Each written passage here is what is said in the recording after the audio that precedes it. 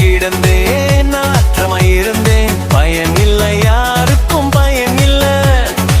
சேற்றுல கிடந்தேன், நாற்றமாயிருந்தேன், பயன் இல்லை, யாருக்கும் பயன் இல்லை.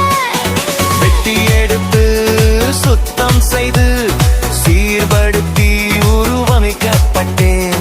வெட்டி எடுத்து சுத்தம் செய்து சீர்படுத்தி வடிவமைக்கப்பட்டேன். அன்று நான் பெட்டிக்குள்ளே மோசே, இன்று எனக்கு